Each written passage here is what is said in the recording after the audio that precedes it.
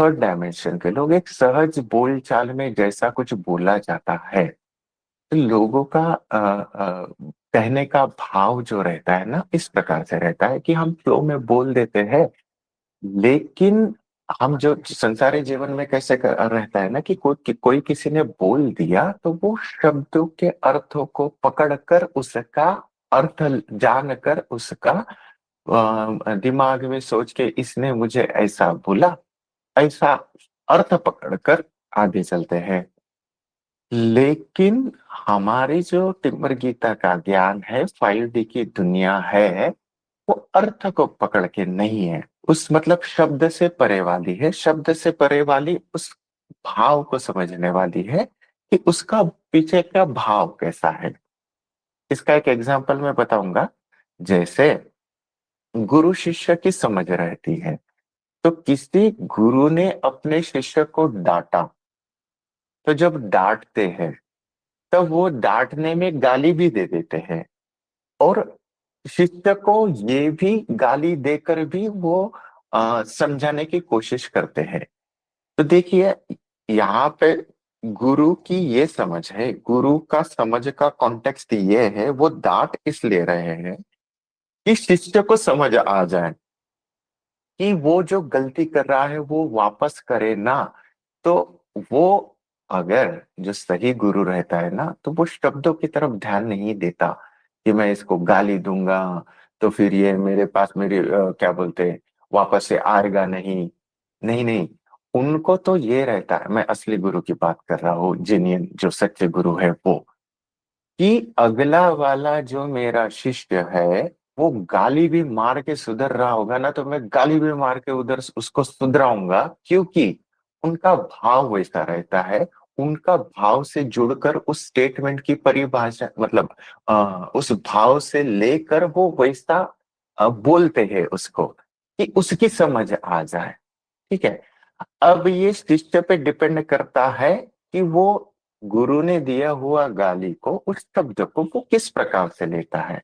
अगर समझ के साथ पकड़ पाए कि उनका भाव क्या है, वो कहना क्या चाह रहे हैं, तो उस समय अगर उसने पकड़ लिया ना, तो वो ये नहीं देखेगा कि हाँ मुझे ये गाली कर रहे, वो ये देखेंगे, वो शब्द पे नहीं जाएंगे कि गुरु मुझे गाली दे रहा, शब्द दे रहा, ऐसा बोला वैसा बोला, नहीं नहीं, कह क्यों रहे हैं, उसका कहने का तात्पर्य क्या है, ये क्यों बोल रहे होंगे ना। वो शब्द नहीं पकड़ेंगे, उसका मूल जानेंगे। और अगर हम उस शब्द के मूल को जान गए ना, तो हम ये जान भी पाएंगे कि नहीं नहीं, ये तो उनका बोलने का सहज भाव था। तो सहज भाव में डांटने में भी उन्होंने गाली भी दे दी। तो वो अगर जान पाए, अर्थ में नहीं जाएगा, भाव समझेगा, भाव के साथ अपनी समझ बढ़ा लेगा। तो 3D दुनिया वाले ये रहते हैं शब्दों के पीछे, 5D दुनिया वाले शब्दों के परे वाले भाव की दुनिया, उसके पीछे का भाव जानते हैं। इस प्रकार से ये एग्जाम्पल में ऐसा होता है कि अगर डांट भी दे रहे, गुरु ने गाली भी दे दिया ना, तो उसके भले के लिए दे दिया, तो शिष्य ने वो गाली नहीं पकड़ना चाहिए, मुझे क्यों कर रहे हैं, वो समझ के साथ उसने पकड़ लिया ना, तो उसकी प्रगति हो रही है। ठीक है। और जो सच्चे गुरु रहते हैं ना, वो सहज भाव से बहुत बार दे देते हैं। मैंने तो इतना भी सुना कि रमन महर्षि के पास कोई जाता था ना, तो उनके पास डंडा रहता था ना, तो कभी क्रोधित हो गए ना, तो अपनी मस्ती में मस्त रहते थे, उठते थे और डंडा लेके दौड़ते भी थे, ऐसा क्यों बोला, डंडा लेके भागते भी थे, और आके 2 मिनट में शांत हो जाते थे और अपने स्थिति में वापस आ जाते थे, क्योंकि वो सहज भाव में थे, ना कि किसी बनावटी रूप से। क्रोध आया तो आया, गाली दिया तो दिया, डंडा लेके भागा भी तो भागे, क्योंकि वो अगले वाले को समझ आ ये गलती कर रहा है तो डंडे से मारूंगा, ऐसा गलती क्यों करता है, इस प्रकार से। ना कि बनावटी, ना कि हाँ डंडे से मारा तो ये प्रसादी लेके नहीं आएगा, ये चेला नहीं बनेगा, ऐसा नहीं, सहज स्वभाव से। तो इसमें हमको ये पकड़ना है, कोई भी अगर स्टेटमेंट दे रहे हैं, कोई भी अगर बोल रहे हैं, तो हमको शब्द में नहीं उलझना है, उसका भाव पकड़ना है। और ये भी इस प्रकार से हम उसको पकड़ सके, वो उस चीज का आगे पकड़ के हमारी समझ बढ़ा के आगे बढ़ सकते हैं। 3D वाले शब्दों में अटके हैं, 5D वाले शब्दों से परे उस भाव को जानकर आगे उनकी समझ बढ़ाकर आगे बढ़ सकते हैं। हम उनको शब्दों में बिल्कुल भी नहीं उलझना है। हम शब्दों के आगे की मतलब क्या बोलते हैं उसको, आगे का समझ बढ़ा के भाव से क्या बोल रहे हैं उस प्रकार जान के आगे ही होना है। तो ये वाला है ना। हम देखते हैं जो बहुत से लोग हैं ना, हमारे आजू बाजू में बहुत सारे लोग सत्संग वगैरह भी देखते हैं ना, तो वो भी उस शब्दों के जाल में उलझाए पड़े हैं। लेकिन कोई कोई है ना शब्दों में उलझे नहीं है, वो सहज सरल रूप से भाव से बोल भी देते हैं। तो हमें ये नहीं, जो शब्द में उलझे पड़े हैं ये बड़े बड़ी व्याख्या कर रहे हैं, ये कर रहे हैं, समझ में नहीं आ रहा, वो नहीं। क्या उनका सच में भाव है? क्या ये हमारे समझ के लिए बोल रहे हैं, या फिर अपने क्या बोलते हैं मंडली बढ़ाने के लिए बोल रहे हैं? वो देखना है। और वो जो सच्चे रहते हैं ना, वो देखते नहीं फिर मैं गाली मारूंगा तो भाग जाएगा, वो देते हैं क्योंकि उनका भाव उस प्रकार से रहता है। वो देखते नहीं आगे कोई पत्रकार वाला है तो मैं गाली मारूंगा तो ये मेरा छाप देंगे, नहीं नहीं। अगर कोई गलती कर रहा है तो उधर वो गाली भी मारेंगे। लेकिन हमको वो देखना है कि ये कर भी रहे हैं कि ये क्या वो जस्टिफाई है, उनका भाव क्या है, क्या उनका स्टेटमेंट उस भाव की तरह है, या फिर वो अपना क्या बोलते हैं स्वार्थ के हिसाब से कर रहे हैं। ये इस प्रकार से भी हम देख सकते हैं, परख सकते हैं, और खुद को भी हम जांच सकते हैं कि किसी ने हमको बोला तो क्या ये शब्द के लिए है, क्या हमको शब्द के लेके पकड़ के रखना है, या फिर उसका भाव समझना है। अगर भाव समझ गए, हमारी समझ बढ़ी, तो वही हमारे लायक भी होगा, हमारी समझ बढ़ के हम आगे भी बढ़ सकते हैं।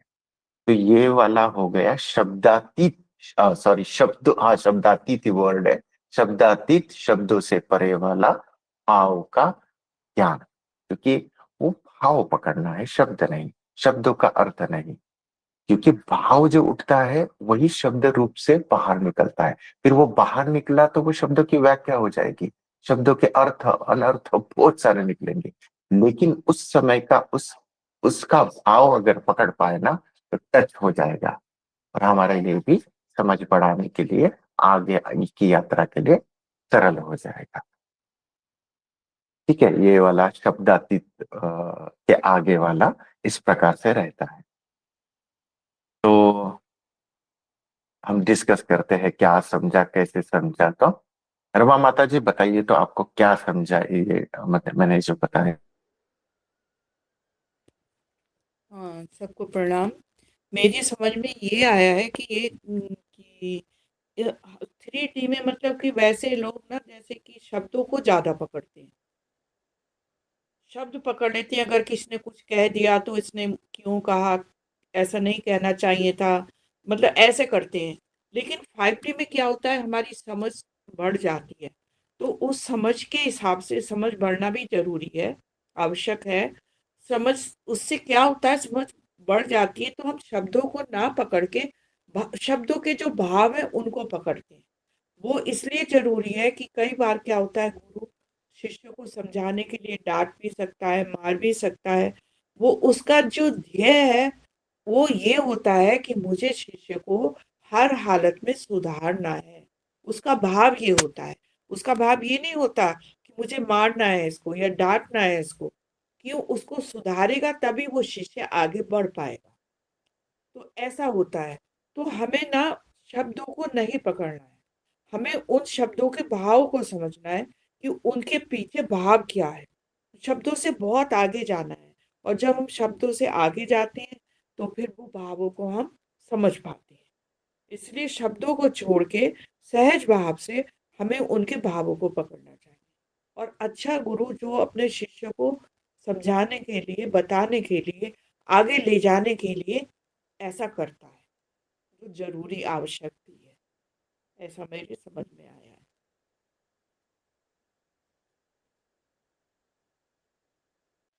जी जी माता जी। गोविंद भाई जी, आप हो उधर? गोविंद भैया? गुण भैया प्रणाम। हाँ भैया जी प्रणाम, सभी को प्रणाम जी। जी जी। बोल पाएंगे अभी? हाँ बोल, तो क्या क्या बोलना है, मैं तो पूरा सुन रहा हूँ, आराम से अच्छा से सुन रहा हूँ। नहीं नहीं, अभी जो डिस्कशन चला उसके उसके बारे में क्या समझा आपको वो बताइए, जो भी समझा हो बताइए, है ना। नहीं नहीं, उसी का तो मैं एक वो कहानी, तो उसी में मेरा भी जुड़ रहा है। उसमें तो मैं 100% श्योर हूँ। हाँ, क्या जुड़ा बताइए तो गोविंद भाई।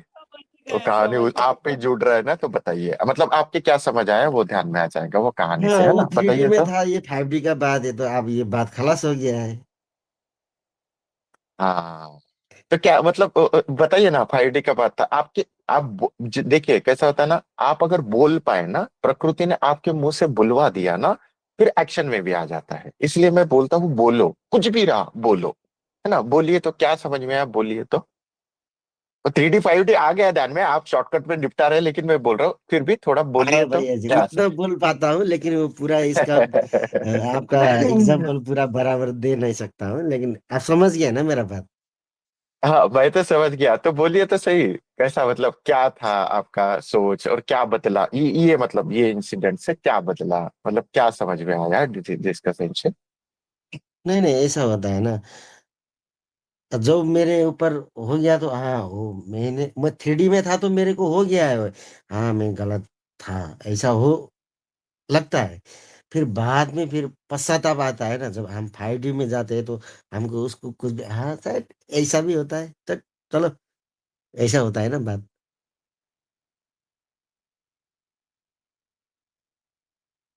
जी जी जी, ऐसा होता है।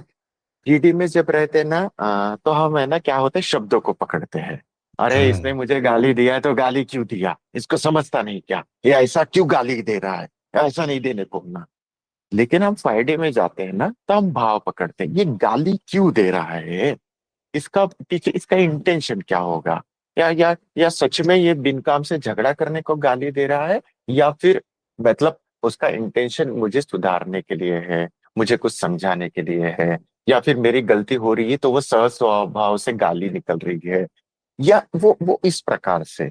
अगर 5D में आके हमने देखे ना, कॉन्टेक्स्ट देखना है कि उसका भाव क्या है उसके पीछे, तो फिर है ना वो हम शब्दों से आगे चले जाएंगे। वो गाली भी हमारे लिए काम करेगा, बस कि नहीं नहीं, ये गाली भी दे रहे हैं ना, तो सुधारने के लिए दे रहे हैं, मेरा कुछ गलती था, इस प्रकार से हम सोचेंगे। है ना भैया जी, ध्यान में आया ना आपके। हाँ वही है, सेम आप जो बोला वही है।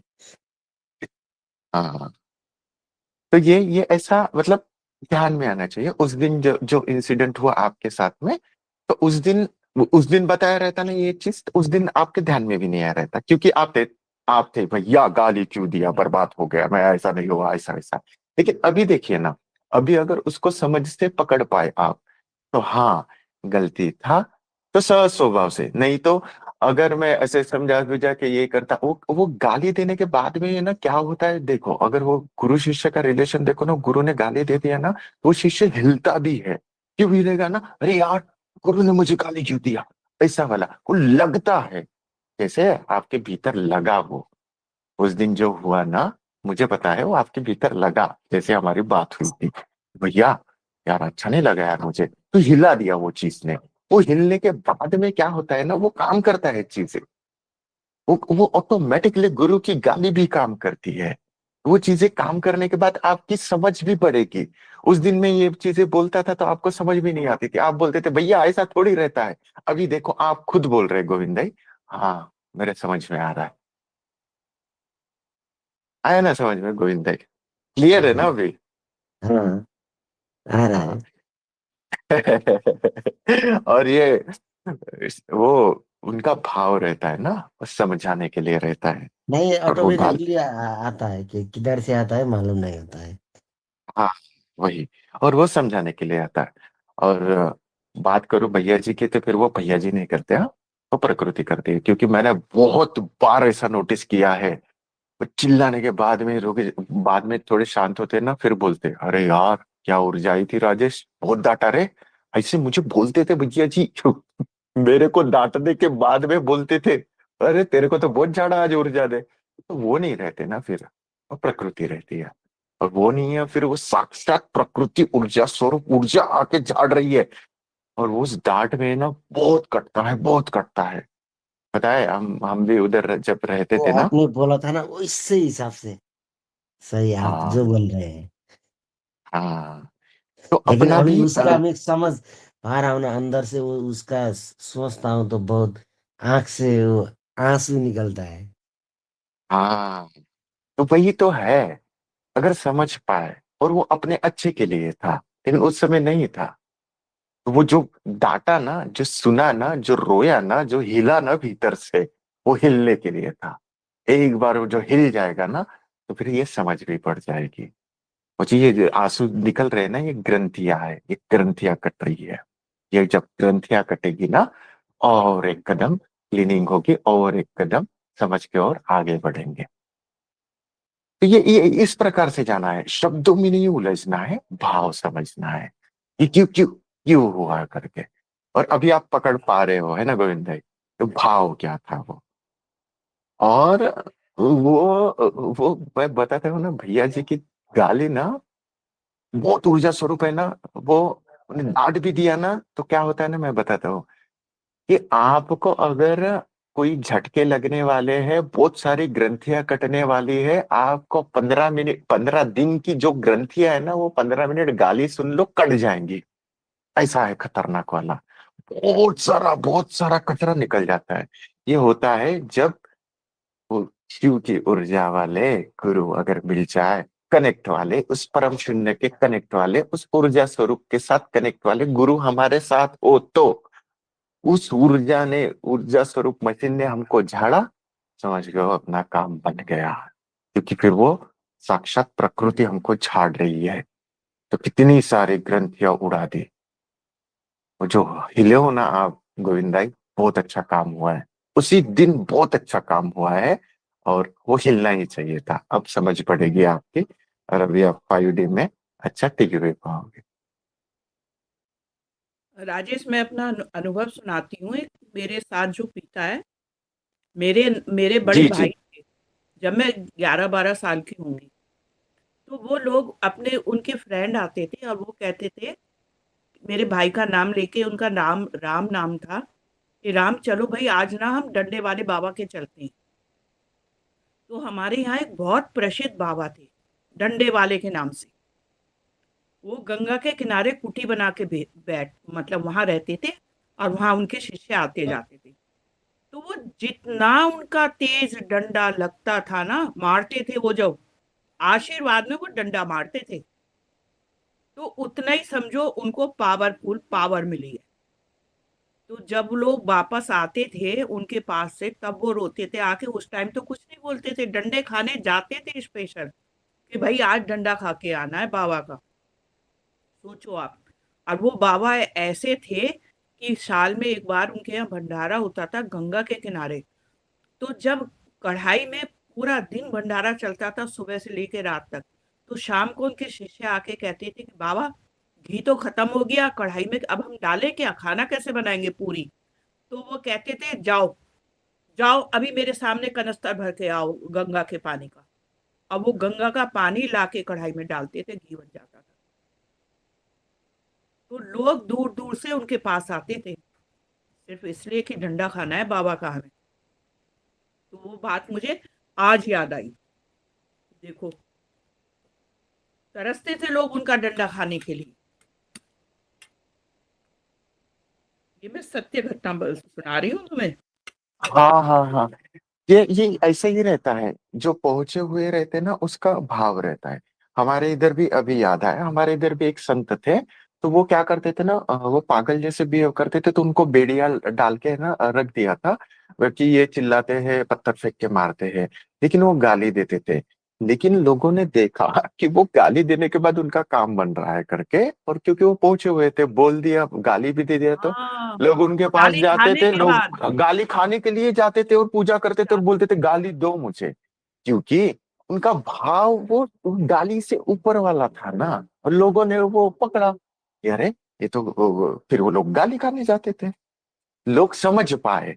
और पहले समझ पाए। सोचिए तो कोई पागल आदमी अगर गाली दे दे तो साला अपन उसको है गाली क्यों दे रहा, अपन मारेंगे दो झापड़। लेकिन उनकी उनका भाव वो था ना कि प्यार से गाली भी दे दे तो काम बन जाता था, तो लोग आशीर्वाद के लिए गाली देने भी सुनने भी जाते थे। तो डिपेंड करता है कि अगले वाला कॉन्टेक्स्ट क्या है, क्या किस किस भाव से किस क्या बोलते हैं उसका उद्देश्य क्या है और किस लय में वो बोला जा रहा है। ये यही चीजें हैं, ये मैटर करता है।